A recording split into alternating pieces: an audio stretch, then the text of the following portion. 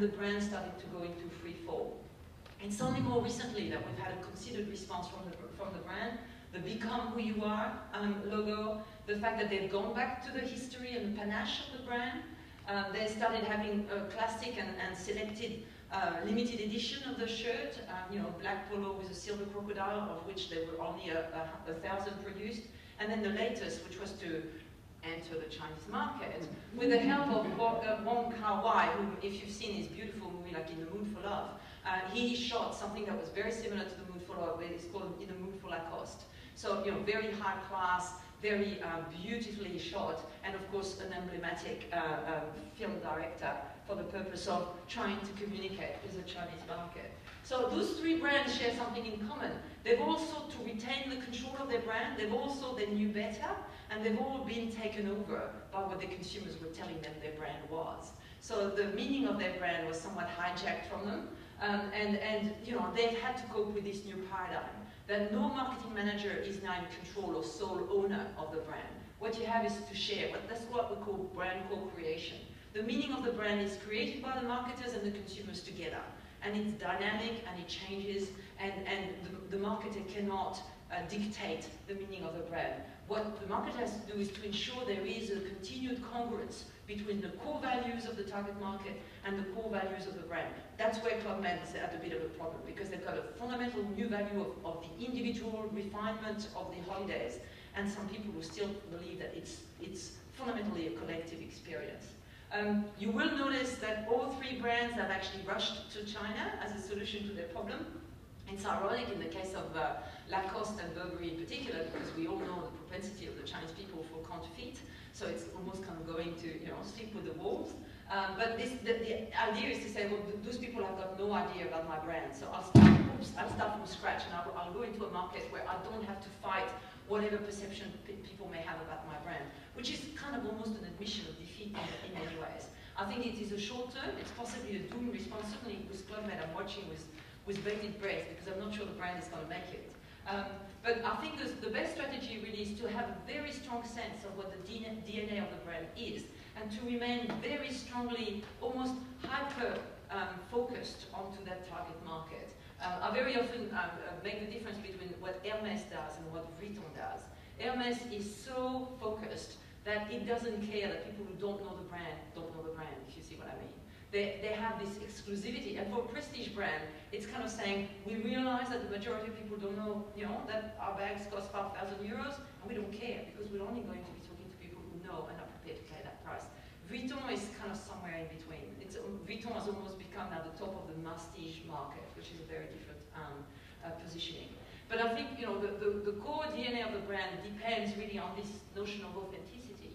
And I think one of the things that brands can do, and I think would be well advised to do, is to actually work very strongly on building authenticity. We are the real stuff. So we are the real tennis shirt, or we are the real, and defining that authenticity in such a way that anybody else just can't claim it, because there's no way they can be as authentic.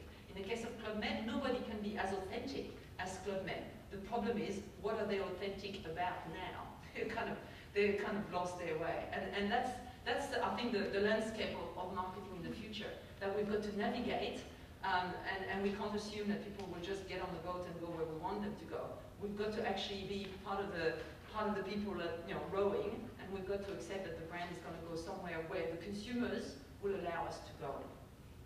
And I think that's it for today. Thank you very much.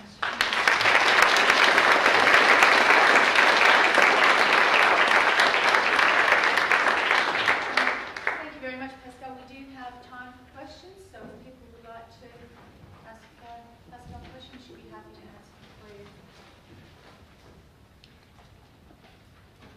Anyone? Anybody's been in Club Med? Yeah, I've been in Club Med. From Fusion. Yeah, I had the whole experience of Club Med with the pantomime and stuff. I remember actually being with the French family we met there as well, and I said, "Are you being embarrassed? This is why? It's fantastic." Exactly. I love it. I'm actually quite surprised with the strong fan base, why the management didn't actually ask the fans to help them. Yeah, it's a good question. When I talked to the management in Paris, I mean, look, their view is that, and it's a reasonable position to take. They were saying, look, we were doomed. the old Club Med was not working anymore because people were going to those low-cost alternatives. So the formula we had was not going to work anymore. And the only way we could save it was to sort of kick up the margins, and the only way we could I mean, it was a textbook and incredibly rational strategy for them to take. They just completely forgot that some people may not like the new taste of Coke, and some people may not like the new version of Club Med. And it's interesting because there is a clear segregation. Some of the interviews that I did with consumers at Club Med were with people who had been there for 17 years, every year, and people who had been there just once or twice. And it was easy to spot the one that had never been to Club Med before. They were the one wearing green on the red dinner. So, you know, I was the one badly dressed, and I would just go to somewhere else and say, obviously you're new to the Club Med as well, so, you know, do you mind answering some questions? But the reality was that that strong sense of affiliation was very much something that was almost unconscious until you took it away. People would go to the new villages, would see the TV, would see that, and they just would say, nah, don't like that.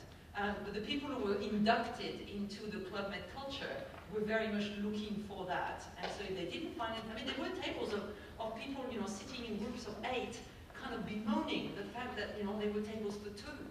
And it's not like they were forced to go to the table for 2, they just didn't want the table for 2 there. Just the thought that some people could go as a couple and sit there, as opposed to doing the ritualistic saying, hello, my name is, you know, and meet people. They just thought it was anathema. So, you know, for those who had a very strong affiliation with a club, it was a betrayal. It was a complete betrayal. And they were actively undermining the Club Med as they were there. You know, they were talking about the good old days, they were talking about how much better it was, and they were talking about how selfish people were to go into the... I mean, just, you know, your own consumers actually undermining your positioning with new consumers, it's not a good look. But their view was, otherwise they would have been dying anyway. So they saw this as a sort of survival mode. Time will tell. China would be okay. China would be okay. And you think too that, I mean, do fans have enough friends to help grow brands? If you actually ask the fans for help, fans have enough influence to actually get new people to come along? Yeah, I mean, it was interesting because some of the discussion on the net was very much about people saying, oh, come on, guys. You know, remember, you still have the crazy signs, you still have this. So they were saying, you know, don't be so unforgiving. So in this 4 quadrant, you know, there were those people who were saying, oh, let's go along with it, you know. But that quadrant of people who said, never, over my dead body, I'm going to write petitions. These people, you know, it's the same as the consumer that complains.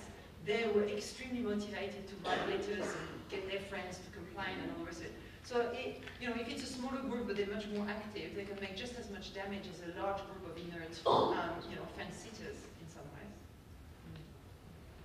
Pascal, I was interested in your analysis of the luxury brands. To what extent in which their market changed and they lost control, part in their brand. What impact did that have on their pricing strategy? Any, or how did...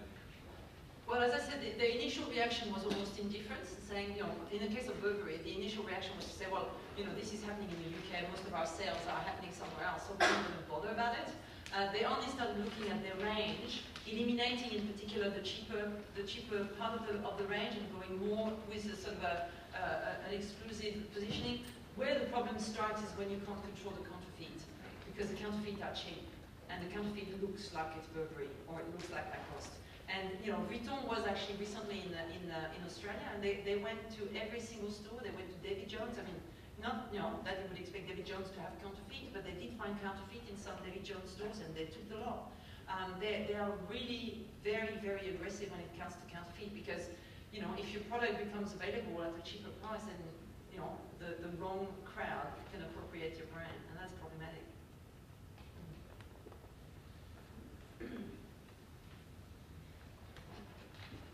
Feel free to put your hand up during the previous question. Save time. So I'm wondering whether you've seen situations where the owner of the core brand has moved so far away from the core values of that brand that either the community or a substitute have been able to put up an alternate brand badged as the true brand, and the original brand holders are out of business. Well, I mean, I would not be surprised if that's where we end up with Club Med. I'm not sure. But certainly in the, it was interesting in the ethnography to see some people exchange some tips as to where you could go with your friends to have an experience that would not be unlike that of the Club Med with in another facility. You know, staying true to the value, the core value of your market, I think tends to be what I would advocate for marketers. You know, to do the research, because you know the market doesn't necessarily have. They're not going to be remaining static either. I think there is a virtue in saying, well, people change, you know, including people from the Club Med. They might have additional things that they want, but the core values remain very stable. And I think as long as you keep your eyes on that, you're allowed to change quite a few things, but you must remain true to the core values, I think. And that's really quite an important. We did some studies with some colleagues about the surfing subculture. And the same thing, you know, so some brands that have gone commercials have been sort of deemed to be betraying the actual core surfing community, but others who've done it in a way that actually continue to be, you know, respectful of the tradition, etc., have actually been allowed to mainstream without losing the cred of the subculture. And that came from the fact that the marketer was smart enough to kind of understand, okay, well, this will be. This is congruent with the values of the core market, and this is kind of too different. And you know, keeping that as almost a compass is actually useful.